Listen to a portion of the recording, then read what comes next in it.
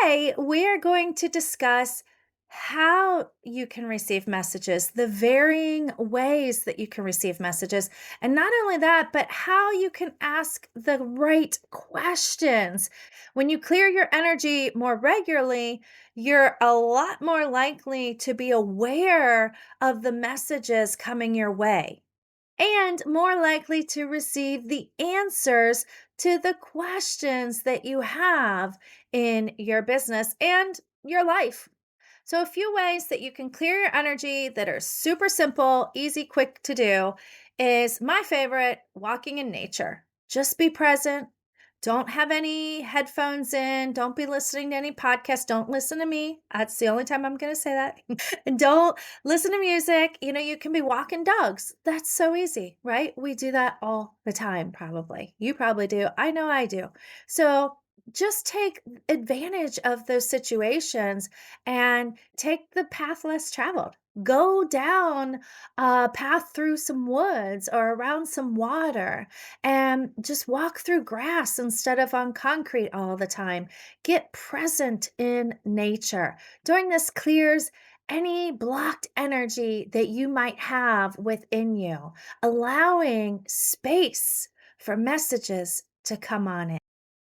Another way is to just take a really, really, really, really, really hot as you can stand it, hot Epsom salt bath. And when I say Epsom salt bath, I mean pour like 2 cups in that bath water. Make sure you douse yourself in salt water.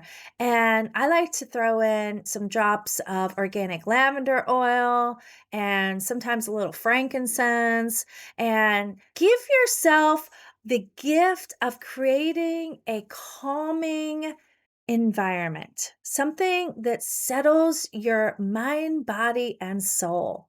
And just let the magic of a hot saltwater bath clear your energy.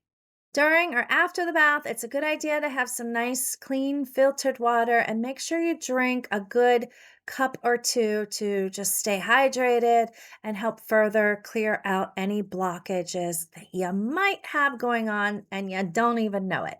A third way, and the most woo woo way out there, is to actually burn white sage. Do a clockwise motion and walk around your house. Make sure you get all the areas you don't go into very often and just really clear everything out. If sage doesn't bother you, just light it and walk around. And when you feel like it's good enough, then it probably is, and it's good enough.